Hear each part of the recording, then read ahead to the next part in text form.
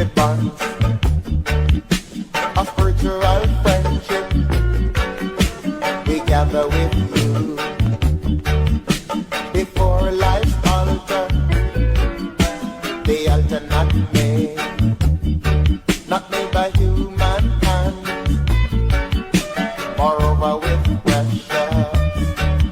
precious jewels of love that will not unfold by human hands.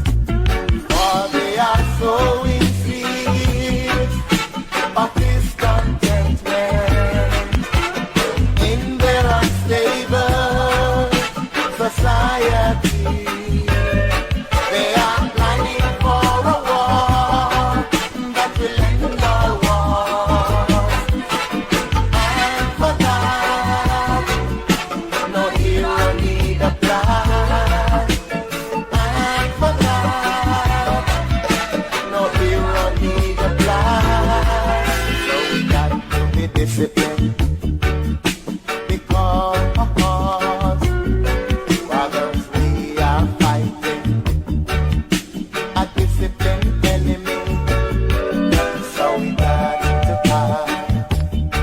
to have a roll call, a call of the intellects to put forward our cultural manifesto, which will start negotiating